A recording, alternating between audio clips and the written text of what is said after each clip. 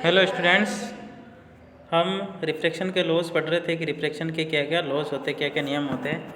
तो उसमें से हमने लास्ट जो लॉ देखा था वो क्या था कि sine i upon sine r जो होता है वो क्या होता है, कांस्टेंट होता है। और उस कांस्टेंट को किसे डिनोट करते हैं, म्यू से या एन से, जिसको हमने क्या बोला, रिफ्रैक्टिव इंडेक्स। और ये जो sine i upon sine r is equal to constant होता है, ये जो लॉ बनता है उसको बोलते हैं स्नेल्स लॉ। क्या बोलते हैं? स्नेल्स लॉ बोला जाता है। अब ये जो रेफ्रैक्टिव इंडेक्स होता है उसको वापस डिफाइन करते हैं कि रेफ्रैक्टिव इंडेक्स क्या होता है, उसको थोड़ा सा डीप समझते हैं क्या होता है रेफ्रैक्टिव इंडेक्स। तो नॉर्मली डेफिनेशन क्या हो गई थी कि the ratio of sine i and sine r, मतलब जो इंसिडेंट एंगल का साइन लेंगे और आर का साइन निकालेंगे तो क्या होगा, उनका जो रेशियो बनेगा वो क्या कहलाएगा, रेफ्रैक्टिव इंडेक्स। मतलब म्यू बराबर sine i upon sine r, ये तो हमने देखा था। दूसरा, अगर लाइट की स्पीड की टर्म में देखें तो क्या होगा, the ratio of velocity of light in two different medium is known as refractive index. मतलब स्पीड ऑफ वेलोसिटी या speed of light in one medium और speed of light in second medium. मतलब अगर सपोज एक medium से दूसरे medium में जा रही लाइट, यहाँ से इस तरह से जा रही है, ये फर्स्ट मीडियम हो गया, ये सेकंड मीडियम हो गया। तो फर्स्ट मीडियम में कितनी वेलोसिटी, किस वेलोसिटी से लाइट जा रही है, और सेकंड में कितनी स्पीड से लाइट जा रही है, तो उनका जो स्पीड का जो रेशियो होगा वो भी क्या कहलाएगा, रेफ्रैक्टिव इंडेक्स। तो रेफ्रैक्टिव इंडेक्स को दो तरीके से डिफाइन करते हैं हम, एंगल आई के साइन के रूप में और स्पीड के रूप में। तो एंगल के रूप में होता है sine i upon sine r is equal to refractive index mu, और स्पीड के रूप में होता है speed of light in one medium to the speed light in second medium या अनदर मीडियम, दूसरे मीडियम में जो स्पीड की लाइट होती है।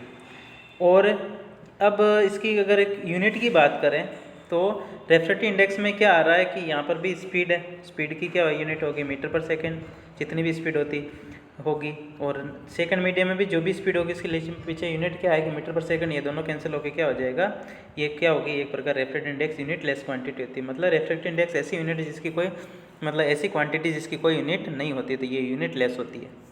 तो ये तो था नॉर्मल रेफ्रैक्टिव इंडेक्स। अब एक बात है कि रेफ्रैक्टिव इंडेक्स वैसे नॉर्मली क्या होता है, तो रेफ्रैक्टिव इंडेक्स ये बताता है कि कोई भी मीडियम दूसरे मीडियम के कंपैरिजन में कितना डेंसर है। अगर उस मीडियम का रेफ्रैक्टिव इंडेक्स ज़्यादा है, इसका मतलब वो क्या होगा, ज़्यादा डेंसर होगा। डेंसर मतलब घना होगा, गहरा होगा, उसके पार्टिकल बहुत पास पास में होगा। अगर रेफ्रैक्टिव इंडेक्स कम है तो वो क्या होगा, लेस डेंसर होगा। अब बात करते हैं एब्सोल्यूट रेफ्रैक्टिव इंडेक्स की, कि कब एब्सोल्यूट रेफ्रैक्टिव इंडेक्स को एब्सोल्यूट कब कहेंगे, कि जब क्या लेंगे, ratio of velocity of light in vacuum and velocity of light in medium.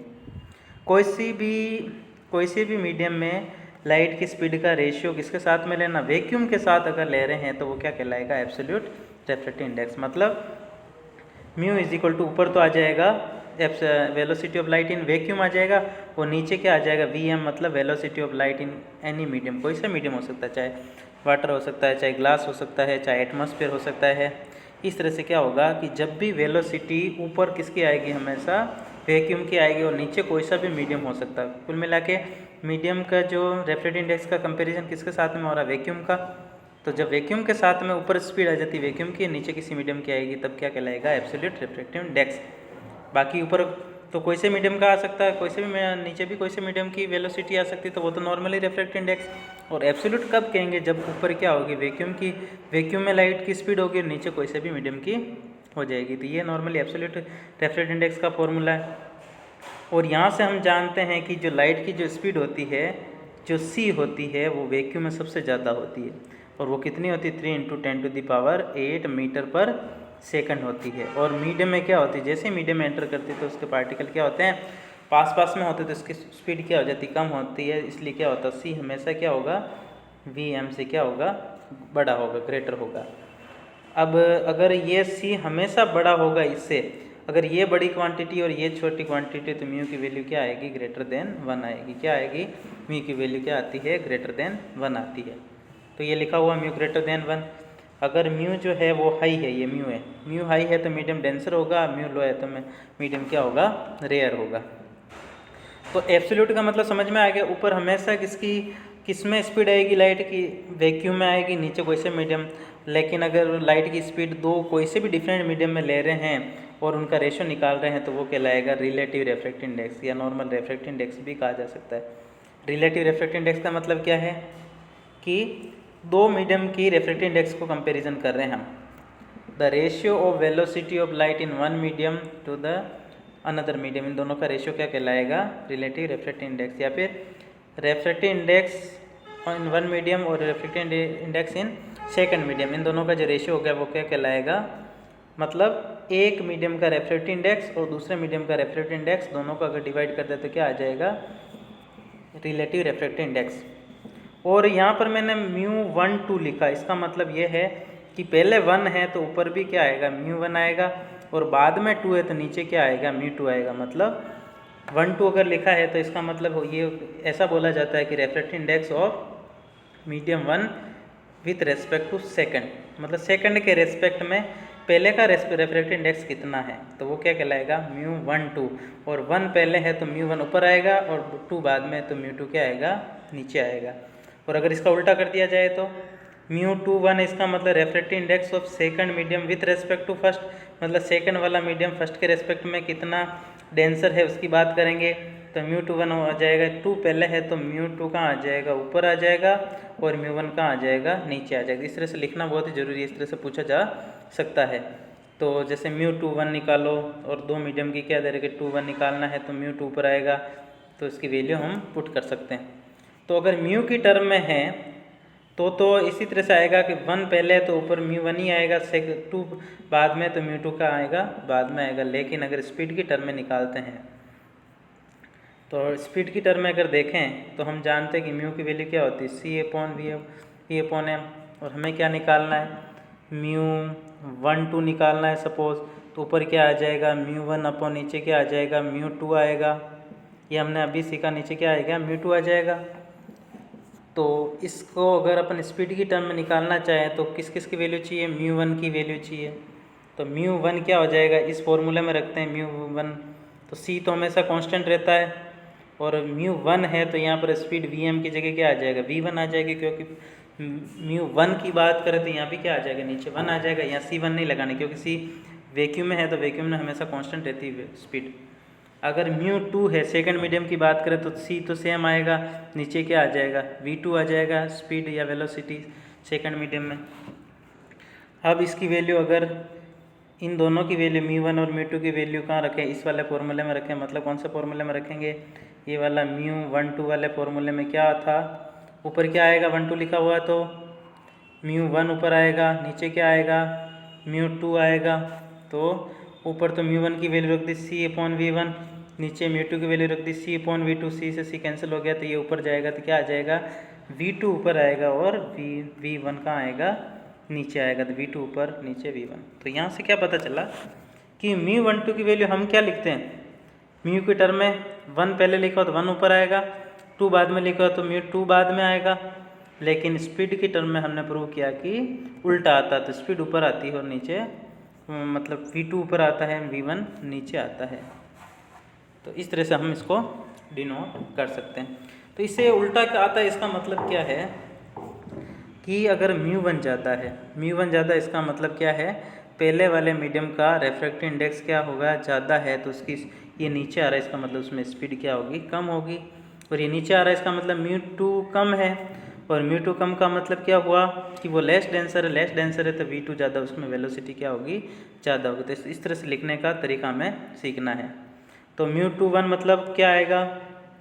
Mu की टर्म में μ2 ऊपर आएगा, 1 बाद में, तो μ1 बाद में आएगा, लेकिन वेलोसिटी क्या आएगी? अपोजिट आएगी, v1 ऊपर और v2 नीचे। इस तरह से हम लिख सकते हैं। इसी प्रकार देखो, और ऐसे भी लिखा जा सकता है म्यू वाटर ग्लास, मतलब refractive index of water with respect to air, glass नहीं सॉरी एयर है, refractive index of water with respect to air. तो W पहले आ रहा तो ऊपर भी क्या आएगा? म्यू ऑफ W, नीचे क्या आएगा? म्यू A, लेकिन वेलोसिटी कहाँ आएगी? ऊपर आएगी, VA ऊपर और VW नीचे। मतलब इस म्यू की टर्म में वेलोसिटी जो लिखनी वो जस्ट अपोजिट लिखनी। यहाँ पर है refractive index of medium water और refractive index of medium air, लेकिन यहाँ वेलोसिटी ऑफ एयर ऊपर आएगी और वेलोसिटी इन वाटर क्या आएगा? नीचे आएगा। तो समझ में आ गया होगा। तो हमें ध्यान ये रखना है कि अगर हम μ12 की बात करें तो पहले 1 आ रहा है तो μ1 ऊपर आएगा, और 2 बाद में तो μ2 नीचे आएगा, लेकिन स्पीड में उसको क्या कर देना? उल्टा कर देना, μ2 अपॉन μ1 कर देना। अगर यहाँ 2-1 है तो जस्ट उसका ऊपर उल्टा हो जाएगा। अगर जैसे मैं लिखता हूँ म्यू ग्लास एयर, तो ग्लास पहले आ रहा तो ऊपर किसका रेफ्रेक्टिव इंडेक्स आएगा, म्यू ग्लास का, नीचे किसका आएगा, म्यू एयर का। लेकिन वेलोसिटी में वेलोसिटी ए की ऊपर आएगी और वेलोसिटी ग्लास की कहाँ आएगी, मतलब ग्लास वाले मीडियम में कहाँ आएगी, नीचे आएगी। तो इस तरह से हम इसको लिख सकते हैं। अब रेफ्रेक्टिव इंडेक्स ऑफ अलग अलग मीडियम का अलग अलग होता है। तो वैक्यूम का क्या होता है, 1 होता है, एयर का थोड़ा सा ज़्यादा होता है, वाटर का और थोड़ा सा ज़्यादा होता है, वाटर ग्लास का और ज़्यादा होता है, केरोसिन का थोड़ा सा कम होता है, डायमंड का सबसे ज़्यादा होता है और इसका एसीटोन का 1.36 होता है। तो इसके हिसाब से पता चलता है कि कौन सबसे ज़्यादा डेंसर, तो जिसका रेफ्रेक्टिव इंडेक्स ज़्यादा होगा वो सबसे ज़्यादा डेंसर होगा और जिसका रेफ्रेक्टिव इंडेक्स सबसे कम होगा वो क्या होगा, रेयर होगा। इसके अकॉर्डिंग हम जमा सकते हैं कि कौन सबसे ज़्यादा डेंसर है, उसके बाद में कौन है, उसके बाद में कौन है। तो ये रेफ्रेक्टिव इंडेक्स हमें याद रखना है। जैसे यहाँ पर क्वेश्चन कर रखा है, refractive index of water and glass are 1.3, मतलब म्यू क्या दे रखा है हमने, refractive index of water, water का कितना है, म्यू वाटर बराबर कितना रहेगा 1.33, और ये ग्लास का दे रखा मतलब म्यू जी कितना रहेगा 1.50, ये दे रखा है, मतलब डिनोट ऐसे कर सकते हैं। अब क्या निकालना है, refractive index of glass with respect to air, मतलब म्यू जी डब्ल्यू, मतलब जी डब्ल्यू लिखा है, इसका मतलब ग्लास का वाटर के रेस्पेक्ट में, जैसे अपने हमने लिखा था 1/2, इसका मतलब refractive index of 1 with respect to 2। तो हमें निकालना है म्यू जी डब्ल्यू, तो अब जी पहले आ रहा तो म्यू की टर्म ही निकालना, तो म्यू जी ऊपर आएगा और म्यू डब्ल्यू कहाँ आएगा, नीचे आएगा। तो इसकी म्यू जी की वैल्यू हमें पता कितनी है, ग्लास का कितना 1.50 और वाटर का कितना 1.33, इनको सोल्व किया था, इस तरह से ये आ जाएगा। तो इस तरह से हम लिख सकते हैं, the refractive index of medium depend upon the nature of medium, medium कैसा है कि डेंसर है कि रेयर, उसके हिसाब से उसकी डेंसिटी कितनी है और जो कलर की, जिस कलर की लाइट आ रही है इसकी वेवलेंथ कितनी है। तो इसको ज़्यादा नहीं समझना है क्योंकि अभी हमने अपने सिलेबस में ज़्यादा नहीं है, तो केवल नॉर्मली समझना है कि रेफ्रेक्टिव इंडेक्स किस चीज़ पे डिपेंड करता है, तो नेचर ऑफ मीडियम, डेंसिटी और वेवलेंथ ऑफ द कलर। अब जो कलर की बात करें तो उसमें क्या होता है, रेफ्रेक्टिव इंडेक्स सबसे ज़्यादा किसका होता है, वायलेट का सबसे ज़्यादा होता है और रेड का क्या होता है, सबसे कम होता है। नॉर्मली इसी तरह से हमें ध्यान रखनी। इसी प्रकार अपने डेली लाइफ में जो एग्ज़ाम मतलब कुछ ऑब्जर्वेशन करते हैं और वो किस पे डिपेंड होते हैं, रिफ्लेक्शन की वजह से होते हैं, रिफ्लेक्शन पे डिपेंड करते हैं, उसकी हम नेक्स्ट वीडियो में बात करेंगे। Thank you.